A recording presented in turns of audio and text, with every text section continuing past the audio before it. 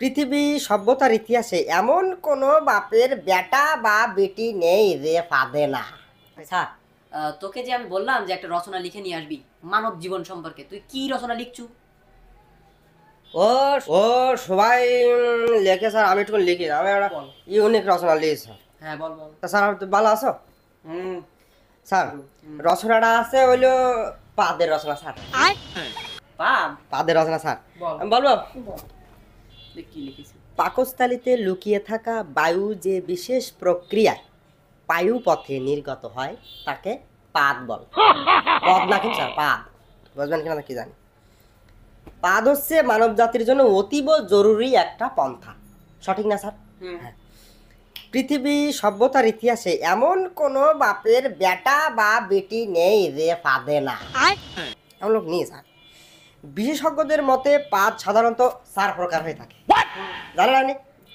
আমি কি বলতেছেন তা কবে? পাদ 4 প্রকার স্যার। ঠাস পাদ,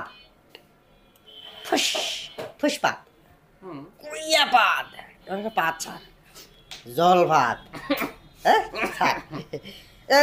পাদ আবার কিরাম তা শুনবেন। হ্যাঁ স্যার, বল বিস্তারিত। ঠাস পাদ প্রথম পয়লা যেটা সেটা হচ্ছে যে পাদ মানুষের আবেগ নিয়ে খেলা করে, সেটাই হচ্ছে মূলত ঠাস পাদ।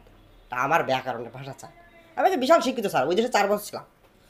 এসব পাদগুলো সাধারণত হরেক রকমের মন মাতানো সুরের সাথে নিজের আগমন ঘটায়, ঠিক আছে? শব্দ দূষণের অভিযোগ পাওয়া গেলেও এই পাদ বেশিরভাগ সময় মানুষকে বিনোদিত করে। গন্ধ কম। হ্যাঁ স্যার, গন্ধ কম। স্যার ফুসপাদ, ঠিক আছে, যে পাদ নিজেকে মুক্ত করার জন্য বায়ুপথের কাছে এসে আকু পাকু করে তাকে ফুসপাদ বলা হয়।